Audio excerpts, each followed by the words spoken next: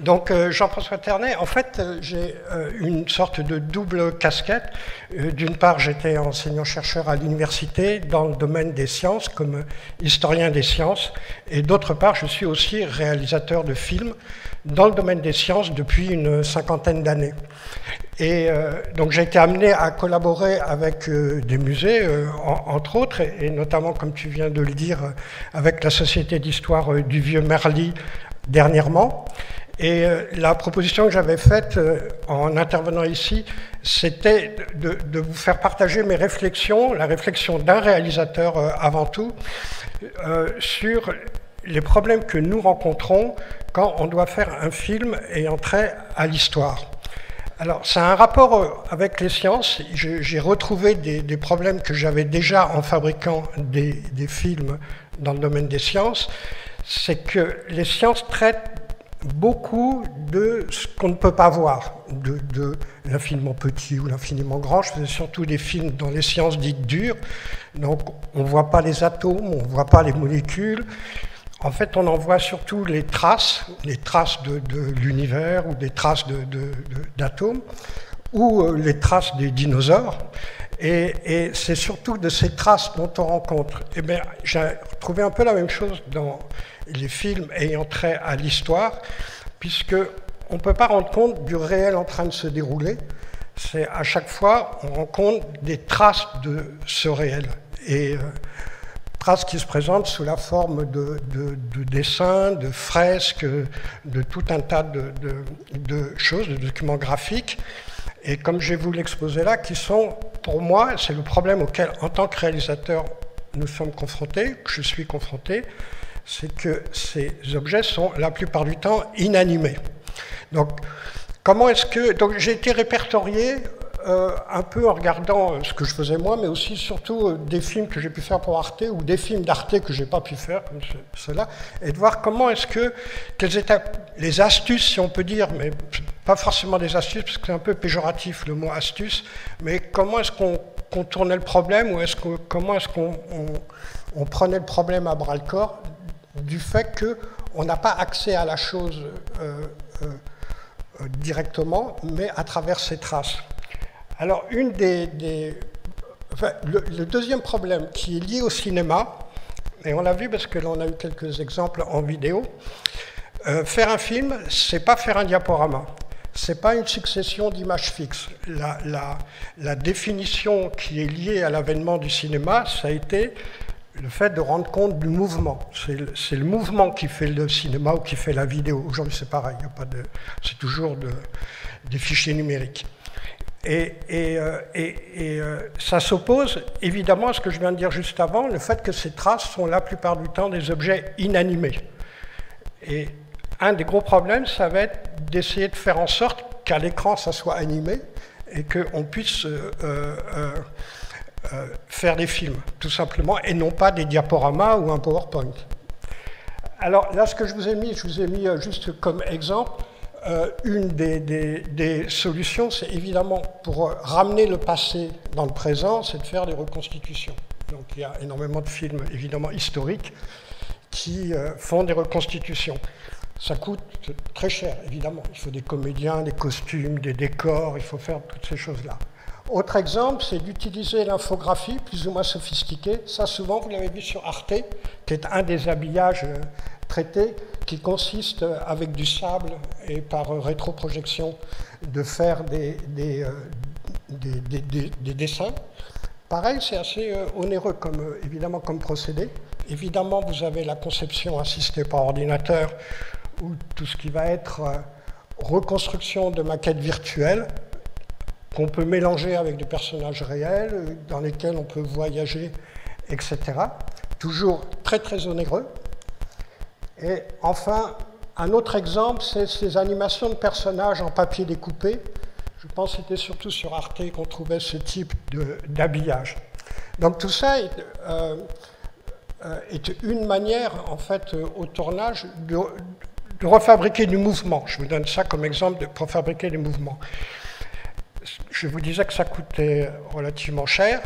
En fait, au CNC, au Centre national du cinéma, pour ce qui concerne la catégorie documentaire, Les subventions qui sont accordées à la catégorie histoire et à la catégorie sciences bénéficient d'un bonus assez important parce que c'est justement considéré comme étant plus difficile, à cause du fait qu'on n'a pas directement accès aux images et au mouvement des images, et qu'il faut payer des reconstitutions ou des infographistes pour refaire l'animation.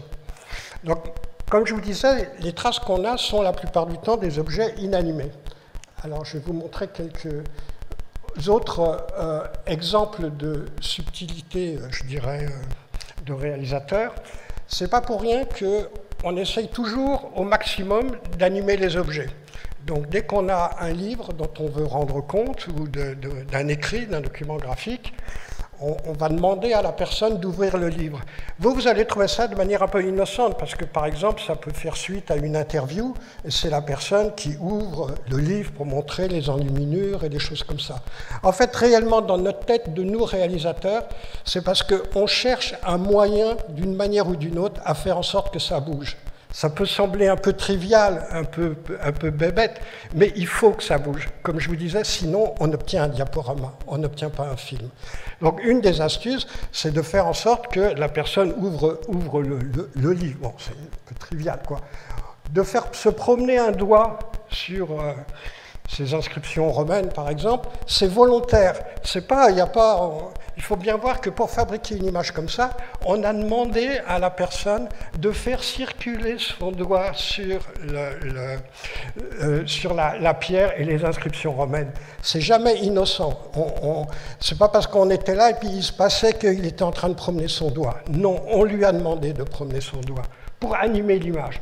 Et là, encore un exemple sur une image fixe, celle-là. Même quand on n'a vraiment rien, la personne passe simplement sa main, donc Douglas, ça fait un peu flou, mais c'est une image fixe, donc je ne vous ai pas montré l'image animée, mais rien que ça, hop, c'est gagné parce que l'image est animée. Vous voyez ce que je veux dire? Alors, autre exemple, ça va être finalement de ces documents fixes, de faire en sorte de les animer. Donc là, en l'occurrence, on fait des travelling sur des papyrus, par exemple. Je vais montrer sûrement d'autres exemples après. Donc là, l'idée, cette fois, c'est de faire bouger l'image. Ça, c'est Arte. Bon, ben, c'est écrit, en plus. Autre exemple, sur des statues, par exemple, de faire des mouvements de caméra. Ça, c'est ce qu'on appelle des panoramiques. La caméra est fixe. Où là, c'est un travelling, par contre, la caméra bouge, pour animer un objet qui, a priori, est fixe. Le papyrus ou ces statues ne bougent pas, donc nous, on va les faire bouger. Après, il y a des abus, hein. Comme vous avez pu remarquer dans beaucoup de films, ça bouge dans tous les sens, il y a ou plus ou moins vite, ou plus ou moins... Donc, et là, dans cet exemple-là, cette fois, par exemple, c'est une image... que j'ai fabriqué dans le cadre de notre collaboration avec la société du Vieux Marly, c'est une photographie. Si je vous la renvoie, je ne sais pas si ça va marcher, si je vous la renvoie, vous voyez on avance dans l'image. C'est ce qu'on appelle un travelling dans l'image. La particularité, cette fois, de cette image, c'est que c'est une photographie. Contrairement au statut qui était juste avant, qui était prise... sur le vif, le mouvement a été pris sur le vif. Là, en l'occurrence, le mouvement, il est fait au montage. C'est un lent travelling dans l'image qui est fait au montage. Je vous en montre un autre juste derrière. Ça, c'est une chambrée du trou d'enfer, toujours dans une collaboration avec le Vieux Marly. Je vais vous la renvoyer à nouveau pour vous montrer aussi. Ça, on avance dans l'image. C'est pareil, ça n'est pas... une image vidéo, comme on pourrait dire, c'est une photographie. Alors là, en fait, c'est pour vous expliquer à quel point, pour nous, cinéastes, moi je fais ça depuis une 50aine d'années, j'ai commencé dans le cinéma avec de la pellicule argentique qu'on coupait et puis qu'on montait avec du scotch, etc., quoi. Et puis aujourd'hui, je continue avec des fichiers qui sont que des fichiers numériques, montés sur des ordinateurs avec ce qu'on appelle des outils de montage virtuel. On ne fait que manipuler des 0 et des 1. L'énorme intérêt qu'il y a, c'est qu'on a vu en fait les possibilités au cours de ces 50 dernières années absolument décuplées de manière fantastique pour une même qualité, avoir des coûts qui étaient plus que faibles. Pour faire ce que vous voyez là, un travelling dans le réel serait coûté une fortune. C'est-à-dire qu'il aurait fallu installer des rails de travelling dans la chambrée, là, pour faire le travelling avant, comme vous voyez. Il faut mettre des rails de travelling, ça prend l'installation, il faut 3-4 heures pour faire ça. Pour la liaison entre les rails, il faut une lime pour limer, pour qu'il n'y ait aucun accroc, pour qu'il n'y ait rien du tout. Ensuite, dessus, il faut mettre une machinerie, c'est-à-dire un truc avec des roulettes. Et puis dessus encore, il faut quelqu'un qui soit assis avec une caméra. Et ça coûtait une fortune. Il nous fallait, pour faire ça, il fallait une bonne demi-journée, plus le transport de ces machineries pour faire ce plan-là. Alors qu'actuellement, ça se fait au montage. On dit aussi en post-production, c'est-à-dire ça ne se fait plus du tout au tournage, ça se fait après. Et la raison, c'est que l'image, quand on la fabrique, elle est à peu près 3 à 4 fois plus grande que votre téléviseur. Et même qu'un grand téléviseur, ce n'est pas un problème de grand téléviseur, c'est le nombre de pixels en fait en hauteur et en largeur. Mais disons qu'aujourd'hui, couramment, on tourne avec des caméras qui ne coûtent rien du tout, avec des images qui font 2 fois votre écran de télévision. À partir du moment où ça fait 2 fois votre écran de télévision, vous comprenez qu'on peut prendre l'image en entier et s'avancer dedans jusqu'à un certain point. Si on le dépasse, évidemment, là, ça va commencer à dégrader la qualité. Mais si on ne dépasse pas, donc à concurrence de la moitié, puisque l'image est 2 fois plus grande au départ, on n'aura aucune perte de qualité. Et vous pouvez faire ça sur tous les documents inanimés, c'est-à-dire aussi bien des fresques, des peintures, des gravures, des textes, etc. On arrive à faire des mouvements dans un timbre-poste. Hein. On peut faire même dans un... Donc non seulement on peut faire des travelling, mais on peut aussi faire des travelling avant, mais des travelling sur le côté. On peut voyager dans une image. Donc là, je vous parlais d'images qui sont 2 fois plus grandes que votre téléviseur. Couramment aujourd'hui, on fait des images qui sont 4 fois plus grandes que votre téléviseur. Donc l'image étant 4 fois plus grande, on peut voyager dedans. Soit la prendre en entier, soit voyager à l'intérieur, ce qui était parfaitement impossible avant. Ce qu'on appelle un mouvement de grue, c'est-à-dire un mouvement de haut en bas sur un objet, par exemple. Pour le faire avant, donc on louait des grues pour fabriquer ça, ou sur un bâtiment, par exemple. Il nous fallait une journée pour faire un plan de 20 secondes. Aujourd'hui, ça se fait en 20 secondes au montage, et gratuitement. Donc ça, c'était pour vous montrer, ça c'est ce qu'il y a de plus classique aujourd'hui. Le format de tournage, c'est le format en grand que vous avez là, et en petit, vous avez la taille de votre écran. Ça, c'est un exemple, ça ne devrait pas faire clac, clac, clac, clac, clac, comme c'est descend. Normalement, un mouvement comme il y avait là, il doit être parfaitement lisse. Mais donc ça, c'est un mouvement sur une gravure, des mouvements sur des photographies. Donc comme les photographies, pareil, hein, sont alors là, 6 fois ou 7 fois plus grandes que votre écran de télévision, donc on peut faire tous les mouvements qu'on veut à l'intérieur. Donc cette fois, je vais vous montrer, ça c'est fait avec un drone, c'est le trou d'enfer qui est à côté, vous avez le drone, et ça c'est une image fixe de photographie aérienne. Et vous voyez qu'il y a un espèce de mouvement un peu comme ça, quoi, comme un avion. En fait, l'image qui était juste avant, c'était du drone, ça c'est une photo qu'on anime un petit peu. Et quand on regarde l'ensemble, on n'arrive plus trop à savoir qu'est-ce qui est fait au drone, ça c'est du drone. La suite est aussi faite au drone. Et la suite, qui bouge très légèrement comme ça c'est une photographie. Et vous avez la même chose ici, ça c'est une photographie. Qui s'assemble parfaitement avec n'importe quelle image faite avec un drone. Simplement parce que l'image était beaucoup plus grande. Et pour 0 centime. Alors là, Donc c'était les premières choses, animer l'image. Une autre manière d'animer l'image, c'est de jouer avec la lumière. Tout ce qui est, alors c'est archi utilisé, hein, tout ce qui est spot de lumière sur une image, je vais vous en montrer d'autres, toutes ces choses-là, c'est au lieu de... On anime l'image en plus, mais on joue avec la lumière et avec des spots lumineux. C'est une deuxième manière de jouer avec les images. Toujours avec la lumière. Ça semble rien, ça. Je vais vous le renvoyer. Ça semble rien, mais c'est un tout petit truc qui fait que ce n'est pas une photographie. Il y a la lumière qui bouge, donc c'est bon, on est dans de l'ordre du cinéma. On peut le mettre à l'intérieur d'un film. Si on la mettait seulement comme ça, sans faire varier la lumière, on serait, je dirais, embêté. Après la lumière, je passe à une autre astuce, c'est ce qu'on appelle la profondeur de champ, de jouer sur la profondeur de champ. Donc là, je ne le fais pas, mais vous voyez que c'est net au milieu, que c'est flou sur les bords. Ça se fait encore beaucoup. En fait, amusez-vous, suite à mon intervention, à regarder les films d'histoire que vous avez par exemple sur Arte, et vous allez vous dire, à chaque fois que vous voyez une image, dites-vous qu'il y avait quelqu'un derrière qui pensait faire en sorte que cette image bouge. Et comment est-ce qu'il a fait pour la faire bouger? C'est la démarche que j'ai eue là. Et donc jouer sur les endroits nets et les endroits flous, c'est comme jouer sur les endroits éclairés et les endroits non éclairés. C'est un des grands poncifs de la manière d'animer une image. Quand on travaille sur des documents qui ne sont que des traces et qui ne bougent pas, et qui, pour un cinéaste, posent le problème du non-mouvement.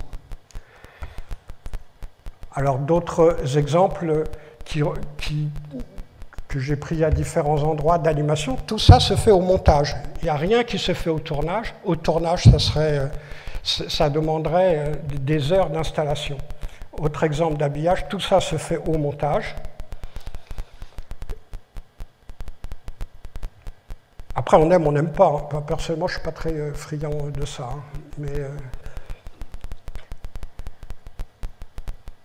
Mais c'est pour vous montrer comment on anime. Alors ça, c'est ce qu'on appelle donc principalement l'habillage. Il y a une autre raison à l'habillage, je crois que je vais aller plus loin pour vous en montrer. Ça, par exemple, ça fait partie des films que nous avons fait avec Xavier, avec la Société d'Histoire du Vieux Marly. Donc là, on bénéficie d'images, d'archives, ça c'est le CPA à droite, et à gauche, c'est une exposition organisée par le Vieux Marly au Trou d'Enfer, et donc que j'ai placé dans 2 fenêtres et que j'ai habillé avec des fausses perforations de photographie. Là, en l'occurrence, il n'y avait pas de problème parce qu'on a les droits sur chacune des images. Évidemment, celles-ci sont propriété du Vieux Marly, celles-ci sont propriété de l'ECPA, mais on a les droits. Mais très souvent, l'habillage, c'est aussi une manière, c'est tout à fait autre chose ça, mais c'est aussi une manière de se réapproprier des images dont on n'a pas toujours les droits. Et la raison, c'est qu'il y a à ce moment-là, il y a reconstruction. Ça fonctionne exactement comme le droit de citation. Vous savez, vous ne pouvez citer dans un article qu'à concurrence d'un certain pourcentage. Si vous dépassez ce pourcentage, à la fin, il y a tellement de coupés-collés que ce n'est plus votre article, c'est une série de coupés-collés. Eh bien, en l'occurrence, vous ne pouvez pas présenter comme ça des œuvres d'un autre plein cadre. Mais à partir du moment où il y a recréation, c'est-à-dire que vous réintervenez dessus et que l'image ne prend qu'un certain pourcentage de votre image, ça commence à devenir possible. Il y en a un qui l'a beaucoup utilisé, c'était Jean-Luc Godard, quand il commentait des films qu'il n'avait pas le droit de commenter, dont il n'avait pas les droits. En fait, il les mettait sur sa table de montage et il se faisait filmer devant la table de montage, et donc le film apparaissait dans une petite fenêtre et il la commentait. Donc il y avait recréation, parce que l'image première, c'est Jean-Luc Godard en train de parler devant la table de montage. L'image dont il parle, qui arrive en second, comme une sorte de second locuteur, c'est le film lui-même. Donc ça, c'est toujours un autre exemple d'habillage où c'est renvoyé, où l'image animée est renvoyée dans un ensemble. Bon, là, en fait, je vais vous montrer ça parce que ça faisait suite aux habillages que je vous montrais juste avant. Pour finir mon intervention, Donc, une autre manière d'animer les choses, c'est au tournage. Tout ce que je vous ai montré avant, c'est au montage. Au tournage, pendant qu'on tourne, on peut aussi animer des objets. Très grande classique, on appelle ça la tournette, c'est de mettre l'objet sur quelque chose qui tourne, qui va permettre d'animer l'objet. Mais autre exemple très classique maintenant, c'est le Chevaux de Marly, pareil, notre collaboration avec la Société d'Histoire du Vieux Marly. Faire ça sur des statues ne se fait plus aujourd'hui qu'au drone. Vous ne pouvez pas faire ça avec un travelling. C'est ce que je disais tout à l'heure. Il y en a pour, cette fois-là, il y en a pour une bonne journée ou 2 jours d'installation et un coût absolument faramineux. Alors que le drone, ce n'est pas seulement les vues aériennes.